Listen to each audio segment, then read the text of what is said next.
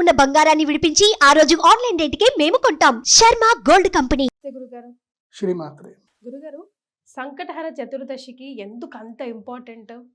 నేను విజయ గణపతి ఆలయంకి వెళ్తాను. Trust me గురుగారు 2 years వరకు సంకటహర చతుర్దశి అన్నదానం ముందే డేట్స్ అక్కడ రాసి ఉంటాయి. సో మచ్ ఆఫ్ ఇంపార్టెన్స్ ఎందుకని? సంకష్టహర చతుర్థి అని అంటారు. దీన్ని రాను అందరూ సంకటహరం అంటారు. సంకష్టం అన్న సంకటాన్న ఒకటే. సంకష్టహర చతుర్థి అంటే మన జీవితంలో వచ్చేటువంటి కష్టాలన్నింటినీ కూడా హరించేటువంటి శ్రీ మహాగణాధిపతి యొక్క మహాశక్తి ఉపాసన అని అంటారు. ఇది ఎప్పుడు అంటే కృష్ణపక్షంలో వచ్చేటువంటి చతుర్థి తిథి సంకష్టహర చతుర్థి. అంటే చంద్రోదయం చూడాలి. అంటే మనకి పౌర్ణమి రోజు 6 గంటలకు చంద్రోదయం అవుతుంది. మళ్ళీ పౌర్ణమి తర్వాత పాడ్యమి, ద్వితీయ, తృతీయ, చతుర్థి. ఆ రోజు చంద్రోదయం ఎన్ని గంటలకు అవుతుందంటే 8:30, 8:59, 8 నుంచి 9 మధ్యలోనే చంద్రోదయం అవుతుంది. సంకష్టహర చతుర్థి అంటే ఏంటంటే ఇది ఉపవాస దీక్షలు పాటిస్తారు.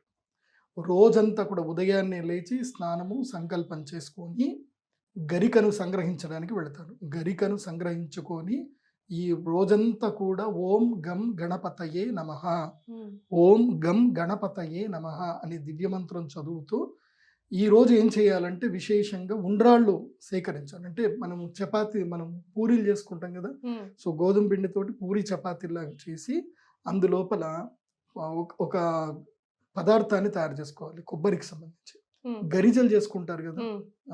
సో ఏంటంటే ఎండు కొబ్బరి కానీ లేదంటే పచ్చి కొబ్బరి, కొబ్బరి బాగా తురమాలి, మంచిగా తురమాలి. తురిమి అందులోపల చక్కెర, తర్వాత యాలకులు, తర్వాత బాదాములు, ఇంకా ఏమేమి డ్రై ఫ్రూట్స్ అన్ని కూడా వేసి దాన్ని చక్కగా ఒక మిశ్రమం లాగా తయారు చేసి అందులోపల నెయ్యి కూడా కలపాలి. నెయ్యి కలిపి ఒక మిశ్రమం తయారు చేసి ఒక్కొక్క గరిటెతోటి చక్కగా చపాతీ లోపల వేసి దాన్ని అంతా కూడా కలిపి ఒక పువ్వులాగా తయారు చేయాలి. పువ్వులాగా తయారు చేసి 1008 లడ్డూలు తయారు చేయాలి. ఈ 1008 లడ్డూలు తయారు చేసి చక్కగా నెయ్యిలో కానీ నూనెలో కానీ వేయించాలి. నెయ్యిలో వేయిస్తే మంచిది. నెయ్యిలో చక్కగా వేయించి తీసి అన్ని పక్కన పెట్టాలి. ఈ రోజు సాయంత్రం అంటే సంకష్టహర చతుర్థి రోజున సాయంత్రం పూట 6 గంటలకి ఏం చేయాలి, సూర్యాస్తమం అయిపోయిన తర్వాత యజ్ఞం ప్రారంభం చేయాలి.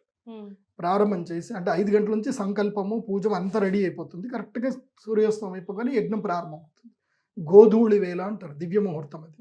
ఆ గోధూళి వేళల్లో యజ్ఞం ప్రారంభం చేసి గణపతి అథర్వ శీర్షం చదువుతూ లక్ష్మీ గణపతి మంత్రం చదువుతూ 1008 సార్లు లక్ష్మీ గణపతి మంత్రాన్ని చదువుతూ ఈ యొక్క ఒక్కొక్క స్వాహాకారానికి ఒక్కొక్క లడ్డు వేయాలి యజ్ఞం లోపల. గణపతి అంటేనే అథర్వుడు, అథర్వుడు అంటేనే ఈయన అగ్నిస్వరూపుడు గణపతి. కాబట్టి గణపతికి అగ్నిస్వరూపం లోపల 1000 లడ్డులు నివేదన చేయాలి. సంకష్టహర చతుర్థి రోజున ఈ యాగం చేయాలి. ఈ యాగం చేసిన తర్వాత గణపతికి గరిక కూడా నివేదన చేసి పూజ చేసి షోడశోపచార పూజ చేసి నైవేద్యం అంతా కూడా అగ్నికి నైవేద్యం పెట్టాలి. అంటే గణపతికి ఎప్పుడు డైరెక్ట్గా నైవేద్యం పెట్టడానికి అధికారం లేదు, అగ్నికి నైవేద్యం పెట్టాలి. అగ్నికి నైవేద్యం పెట్టిన తర్వాత చంద్ర దర్శనం చేసుకోవాలి. చంద్ర దర్శనం చేసుకున్న తర్వాత భోజనం చేయాలి. ఇది సంకష్టహర చతుర్థి. వీళ్ళిద్దరు ఎనిమిస్ కదా గురుగారు? ఎవరు? గణపతి, చంద్రుడు. అదే కదా సంకష్టహర చతుర్థి రోజు ఎందుకు చేసుకోవాలంటే కేవలం వినాయక చవితి తప్ప మిగతా అన్ని చవితుల్లోనూ నన్ను చూసినటువంటి వారికి అంటే చంద్రుడు గణపతిని వేడుకుంటాడు, ఏమయ్యా నాకు శాపం పెట్టేస్తావు కదా ఏంటి అంటే అప్పుడు వినాయకుడు అనుగ్రహిస్తాడు. ఒక్క వినాయక చవితి రోజు తప్పున ఎవరైతే వినాయక చవితి రోజున నిన్ను చూస్తారో వాళ్ళు సంకష్టహర చతుర్థి వ్రతం చేస్తూ నీ ఆగమం గురించి ఎవరైతే వేచి చూసి ఎవరైతే కనుక కృష్ణపక్ష చతుర్థి రోజున నన్ను దర్శించి ఎవరైతే భోజనం చేస్తారో వాళ్ళకి సంకష్టములని నేను హరిస్తాను అని వరం ఇస్తాడు. అందుకే సంకష్టహర చతుర్థి రోజున భోజనాలు ఎవరు పొద్దునప్పుడు చేయరు. అన్నదానం అంతా కూడా రాత్రి జరుగుతాయి. ఇక్కడ రాత్రి అన్నదానాలు జరుగుతాయి. సంకష్టహర చతుర్థి ఈ వ్రతం చేస్తారు, సహస్రమోదక పూజ చేస్తారు. అలా చేసుకోలేనటువంటి వాళ్ళు 11 లడ్డూలైన నైవేద్యం పెట్టి గణపతికి షోడశోపచార పూజ చేస్తారు. గణపతికి ఓం గణేశాయ నమః విఘ్నహర్త్రే నమః అని గణపతికి అష్టోత్తర శతనామాలు చదువుతూ ఓం గణేశ శ్రీ గణేశ అనుకుంటూ అక్షంతలు వేసి పూజ చేసిన తర్వాత గరిక నివేదన చేసిన తర్వాత ఉండ్రాళ్ళు అవి నైవేద్యం పెడతారు. పెట్టిన తర్వాత చంద్రదర్శనం చేసుకుంటారు. చంద్రదర్శనం తర్వాత ఈ యొక్క ఆహారం అనేది తీసుకోవడం జరుగుతుంది. ఇది సంకష్టహర చతుర్థి వ్రతం. అయితే చాలా మంది ఈ వ్రతం చేస్తారు కానీ గణపతిని ఎవరు దగ్గర పెట్టుకోరు. గణపతి ప్రవాళ ప్రియుడు, అంటే ప్రవాళం పగడములో గణపతి ఉంటాడు. పగడములో గణపతి సన్నిధానం ఉంటుంది, శక్తి ఉంటుంది. పగడముతో చేసినటువంటి శ్వేత ప్రవాళము లేదా ప్రవాళం, అంటే ప్రవాళం అంటే ఏంటి అంటే ఎరుపు వర్ణం. ఎరుపు వర్ణం, ఆ ఆరెంజ్ కలర్ ఎరుపు వర్ణంలో ఉండేటువంటి గణపతిని మెడలో ధరించాలి. అందరికీ పడుతుంది. తెలుపు వర్ణంలో అయినా వేసుకోవాలి, ఎరుపు వర్ణం అయినా వేసుకోవాలి. తెలుపు వర్ణంలో వేసుకున్న గణపతి వల్ల విఘ్నాలన్నీ కూడా తొలగిపోతాయి, విద్యా జ్ఞానం కలుగుతుంది. ఎరుపు గణపతి వేసుకోవడం వల్ల విఘ్నాలు తొలగిపోతాయి, వివాహం జరుగుతుంది, అదే విధంగా అభిష్ట సిద్ధి కూడా కలుగుతుంది. కాబట్టి ఏదైనా సరే ప్రవాళ గణపతులు శ్వేత ప్రవాళము తర్వాత ఆరుద్ర ప్రవాళం అని 2 ఉంటాయి. ఈ రెండిట్లో ఏ గణపతి వేసుకున్నా సరే. ఇంకోటి ఉంటుంది హరిద్రా గణపతి ఉంటుంది, పసుపు గణపతి ఉంటుంది. పసుపు గణపతి అంటే పసుపు కొమ్ముతో చేసుకునే గణపతి ఉంటుంది, చేయించుకోవాలి పసుపు కొమ్ముతో. హరిద్రా గణపతి ఉంటుంది. అలా హరిద్రా గణపతి కూడా మెడలో వేసుకునేటువంటి వాళ్ళకి అనారోగ్య సమస్యలు ఉంటాయి కదా, వాళ్ళు హరిద్రా గణపతిని మెడలో వేసుకోవాలి. విద్య రావట్లేదు, విదేశాలకు వెళ్దాం అనుకుంటున్నారు, వాళ్ళు ఏం చేయాలి అని అంటే పచ్చల గణపతి ఉంటుంది, అంటే గ్రీన్ కలర్లో గణపతి ఉంటుంది. ఆ గణపతి వేసుకుంటే విద్యా యోగానికి, విదేశీ యోగానికి, ప్రభుత్వ ఉద్యోగానికి బాగా ఉపయోగపడుతుంది. సో ఇలా 4 వర్ణాల్లో గణపతి దొరుకుతాడు మనకి. ఆ గణపతిని అనునిత్యము ఓం గం గణపతయే నమః అని ఉదయాన్నే లేచి పూజ చేసుకోవాలి. ప్రతి సంకష్టహర చతుర్థి రోజున గణపతి గుడికి వెళ్ళి 108 ప్రదక్షిణలు చేస్తే ఈ అంతకు మించిన గొప్ప అదృష్టం ఇంకోటి దొరకదు. కానీ నేను ఈ వీడియో చూసే వాళ్ళందరికీ ఒకటే చెప్తాను, ఏదైనా ఒక తత్వాన్ని పట్టుకోండి, ఒకే తత్వాన్ని గట్టిగా పట్టుకోండి.